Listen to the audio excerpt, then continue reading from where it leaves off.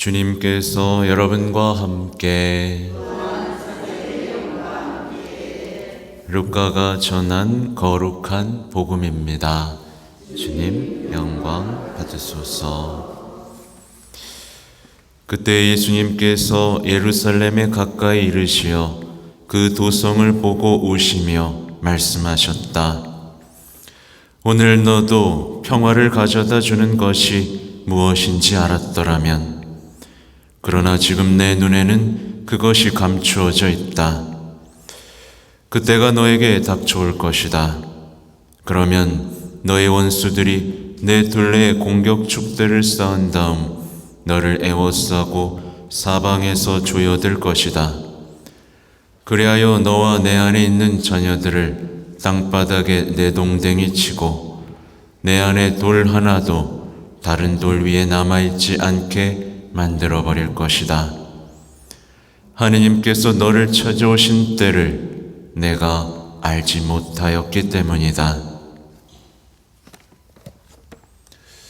주님의 말씀입니다.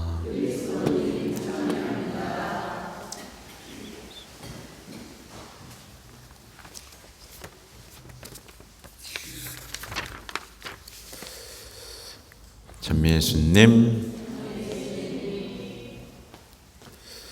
네, 오늘 예수님이 우십니다. 그러니까 예수님이 눈물을 흘리시고 계신 건데요. 여러분을 보면서는 웃으실까요? 우실까요? 네, 좋아하실 것 같아요? 슬퍼하실 것 같아요? 중요한 일입니다. 그죠? 또 성모님은 우리의 모습, 우리의 모습을 바라보는 예수님의 모습을 보시면서 웃으실까요? 우실까요? 비슷한 얘기죠? 끔찍한 상상을 해볼 수도 있습니다. 악마는 지금 우리가 사는 삶의 방식을 보면서 웃고 박수를 칠까요? 울며 이를 갈까요? 되게 단순하죠? 여러분 다 예수님 활짝 웃게 해드리고 싶죠? 그죠? 그거면 된 겁니다. 활짝 웃게 해드리고 싶은 거, 다시는 아프게 해드리고 싶지 않은 마음, 할 수만 있다면 성모님의 눈물을 닦아드리고 싶은 마음, 이게 우리 신앙인들의 마음속 깊이 자리 잡아야 하는 이 마땅한 사랑이고 공경이고, 그죠? 신앙이겠죠. 보면 오늘 너도 평화를 가져다 주는 것이 무엇인지 알았더라면, 여러분 평화 있죠? 네. 근데 사람들은 대부분 평화가 없고요, 엉뚱한 것에서 평화를 찾습니다. 세상의 위로에서 평화를 찾거나 인간적인 위로에서 평화를 찾습니다. 신앙인들조차도 많은 이들이 눈앞에 있는 예수님의 평화를 모른 채 살기 위해서 그냥 세상과 인간적인 위로를 찾죠. 뒤에 나오는 내용들은 되게 끔찍합니다. 사방에서 조여오는 공포, 자녀들의 죽음, 돌 하나도 다른 돌 위에 남아있지 않는, 우리가 쌓아온 모든 것들이 산산조각 가루가 돼버리는 현실. 이유는 뭐였어요? 하나님께서 너를 찾아오신 때를 내가 알지 못하였기 때문이다.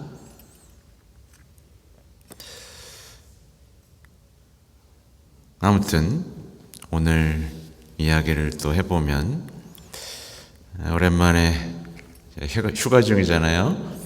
네, 나름대로 휴가를 하고 혼자 있으면서 많은 위로를 받고 있습니다. 그동안 너무 많은 말을 했고 또 너무 많이 만났고 너무 많이 대화를 해서 그런지 너무 피곤하고 너무 지쳐 있었습니다. 그래서 어떻게든 건강을 잃지 않고 살이 너무 빠지지 않도록 또 너무 많이 먹었습니다. 전 또 너무 많이 먹으면 또 탈이 나는데 이 악순환을 좀 지냈죠. 나름대로의 휴가. 어차피 사제는 미사는 해야 되거든요. 그래서 미사도 하고 강론도 하고 그러나 고독하게 지내보고 있습니다. 이게 얼마나 큰 위로와 기쁨이 되는지 모릅니다. 한동안 독서할 시간이 있으면 얼마나 좋을까 생각을 했어요. 근데 그동안은 좀 쫓기면서 살았습니다. 가라면 가고 시키는 대로 하고 그래서 늘 준비하고 대비하느냐고 만족스러울 만큼 혼자만의 시간 독서를 좀 못했죠. 그래서 오늘은 조용히 독서를 했습니다. 카센터도 다녀오고 어떤 책을 보면요, 여러분, 신학자가 쓴 책도 그렇습니다. 예수님을 모르고 썼다라는 느낌을 강하게 받습니다. 이 사람 예수님 모르는데 지식으로만 썼네? 라는 느낌을 강하게 받는 책이 있습니다. 하느님의 뜻 영성도 마찬가지였어요. 딱 보면서 이거 예수님 아닌데? 이럴 리가 없는데 예수님이? 라는 느낌이 강하게 왔었죠. 그래서 다시 한번 살펴봤던 거고요. 아무튼 반대로 요즘에 데레사 성녀, 대데레사 성녀의 책을 읽고 있는데 성녀의 책을 보면 내가 참 모르는구나 이런 느낌을 받습니다. 이 아빌라의 성녀 데레사의 글을 보면 이 겸손, 또 비천함, 순종, 청빈, 정말 아름다운 덕에 대한 이야기들이 흘러넘칩니다. 지금 유행하고 있는 책들하고는 비교가 안 됩니다. 지금 유행하고 있는 책들 조심하셔야 됩니다. 모르고 쓴 책도 많고요, 주님을. 그리고 엉뚱한 얘기를 하는 경우가 많습니다. 아무튼 성녀의 책에는 무엇보다 하느님을 향한 뜨거운 사랑, 또 신뢰, 이게 넘쳐납니다. 그리고 누구보다 정말 이 성녀는 자신이 누구인지 알아요. 자신이 어떤 존재인지를 알고 하느님이 어떤 분인지를 압니다. 그래서 우리의 삶을 돌아보게 만듭니다. 성녀의 글을 보면 저는 저의 못난 자애심과 허영심이 어떤 것인지를 마주할 수 있게 됩니다. 성녀를 보면 이제 결단코 하느님을 거스르지 않겠다고 결심합니다. 오늘 일독서처럼 말이죠. 여러분 이런 결심 하나요? 나는 결단코 하느님을 거스르지 않겠어. 신앙에서 왼쪽으로도 오른쪽으로도 벗어나지 않겠어. 이런 결심하세요? 소재로도 거스르기보다는 1000번이라도 죽겠다. 내가 죽지 거스르진 않겠다. 라고 결심을 합니다. 이게 그리스도인이죠. 놀랍게도 우리는 대데레사, 그죠? 성녀라고 부르지만 본인은 뭐라고 말하는지 아세요? 자신은 세상에서 가장 쓸모없는 자라고 말합니다. 그리고 여기 덧붙여서 이건 겸손이 아니고 진실입니다 라고 말합니다. 심지어 어떻게까지 말하냐면 아무 도움을 못 주고 쓸모가 없기 때문에 고통받는 데라도 쓸모가 있고 싶다. 이렇게 말합니다. 자신을 아는 겁니다. 자신을 알고 자신에게 주신 그 분의 은혜를 아는 겁니다. 하나도 내 것은 없고 다 받은 것이라는 선언을 합니다. 자애심, 허영심이 들어설 자리가 없는 영혼이었던 거죠. 성녀는 순종하길 원하고 청빈하기를 원합니다. 뭐 갖고 있는 걸 괴로워합니다. 그리고 용기의 덕을 원하면서 세상의 것에 눈이 멀고 맙니다.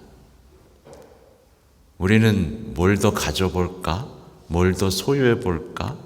라고 자주 생각하는데 성녀는 진흙처럼 여기고 바오로 사도는 쓰레기라고 표현을 하죠. 하느님과 친교를 나누는 일이 아닌 것은 어떤 것도 듣고 싶지 않아 하고 어떤 것도 보고 싶지 않아 하고 어떤 것도 이해하고 싶지 않다라고 고백을 하고, 글도 쓰고 싶어서 쓴 게 아니라 대부분 왜 써요? 순종으로 씁니다. 루치아 우리 가경자 셀 아시죠? 파티마의 루치아도 순종으로, 데레사 성녀도 순종으로, 파우치나 성녀도 순종으로 글을 씁니다. 나를 드러내기 위해서 쓰는 게 아니었죠. 보면서 이제 저도 강의도 순종으로 해야 되겠다라는 생각을 합니다. 특히 오늘 보면 보세요. 이게 연결이 되는데, 하나님께서 너를 찾아오신 때를 내가 알지 못하였기 때문이다라는 부분이 있는데, 여기서 성녀는 성체에 대한 아주 놀라운 진실을 알려주시는데, 주님께서 이렇게 말씀을 하세요. 주님께서 승천하신 후에 성체를 통하지 않고서는 어느 누구하고도 친교를 맺기 위해 지상에 내려오신 적이 없다.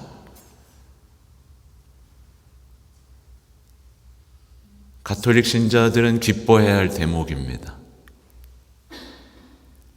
승천하신 후에 성체를 통하지 않고서는 그 누구하고도 친교를 나누기 위해 지상에 내려오신 적이 없다라고 합니다.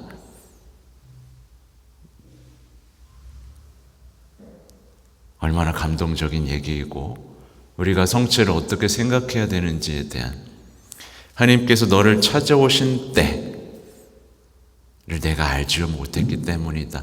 우리가 성체에 대해서 무관심하고 모욕할 때 우리에게도 재앙 같은 심판이 내릴 것이라는 이야기죠.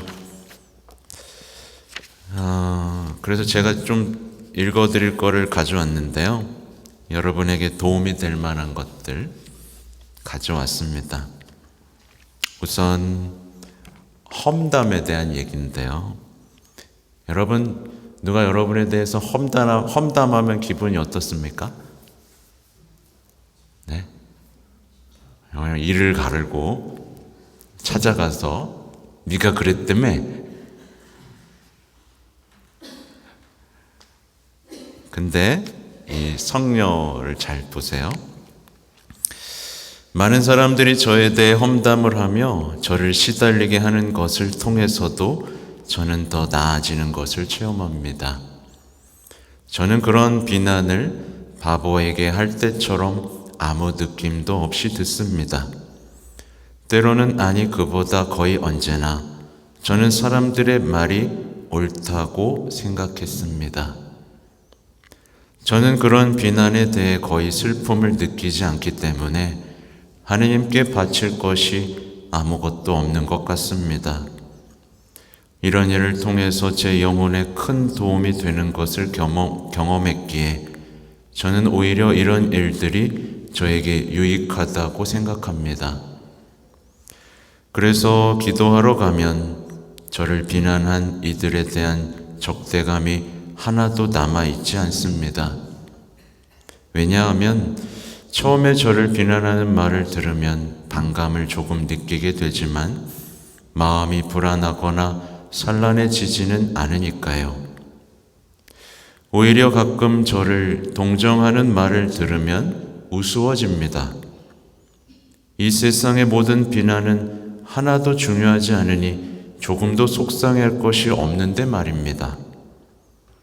저는 제가 꿈을 꾸고 있다고 상상하고 잠이 깨면 그 모든 게 아무것도 아닐 거라고 여깁니다. 좀 다르죠, 많이? 그죠?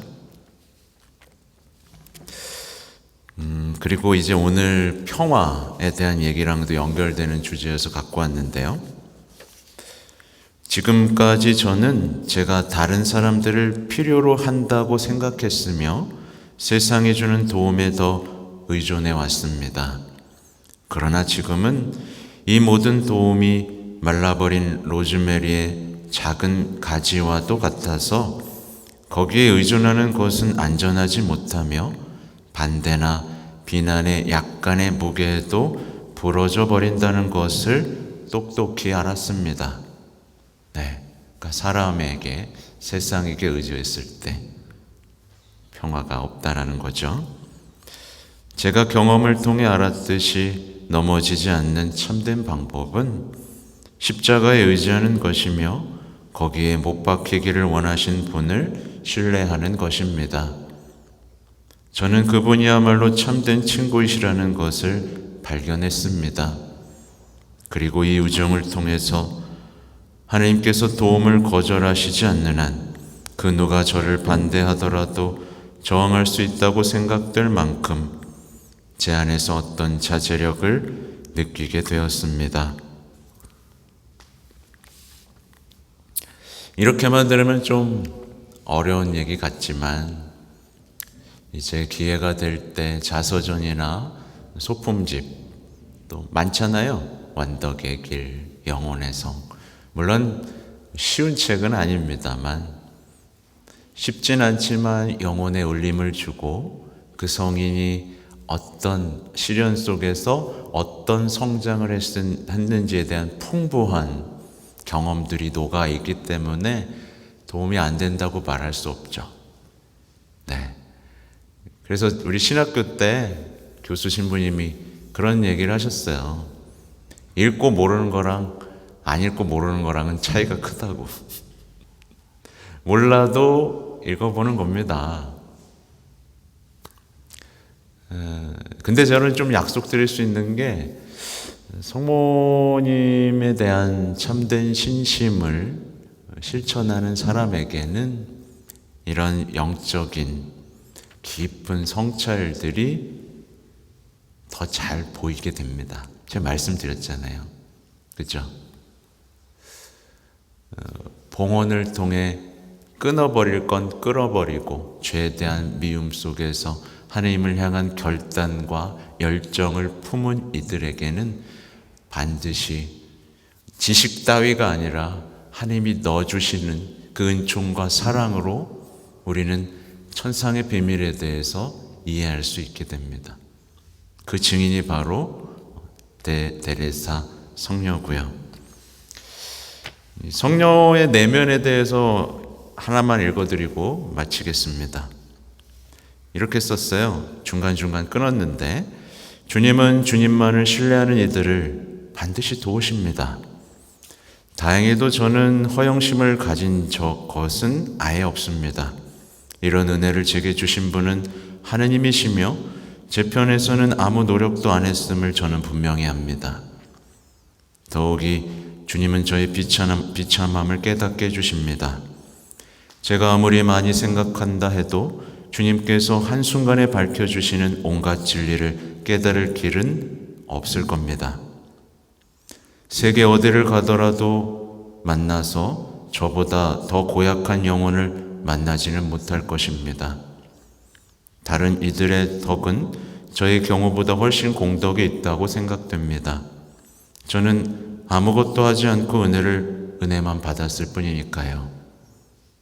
거듭 말씀드립니다만 제가 예전에 어떤 사람이었던지를 그리고 자신이 이런 일에 무척 민감했음을 생각할 때 자신을 경계하지 않을 수 없습니다.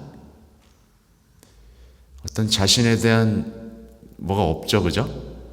오늘날 세상 사람들은 뭐 자존감, 뭐 자신감, 뭐 이런 얘기를 하면서 인생에 대해 얘기하지만 전혀 다른 얘기를 하고 있죠.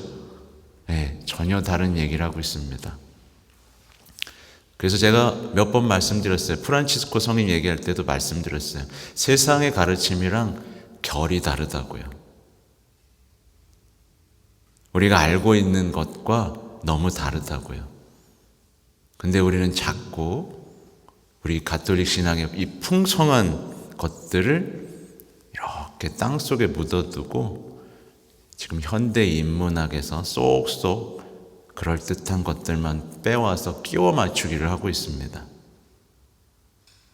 이것저것 멋있는 말들의 잔치만 벌이고 있는 거죠. 그러니 우리가 사랑이 깊어질 수도 성화될 수도 없는 비참한 처지에 놓여 있습니다. 어렵더라도 이런 성인들의 글들 여러분도 접해 보시면서 특히 가장 가까운 건 제가 파티마 책 읽어보시라고 말씀드렸어요. 그죠? 그런 진짜 가톨릭의 보화들이 여러분 영성의 보석처럼 박혔으면 좋겠습니다. 아멘.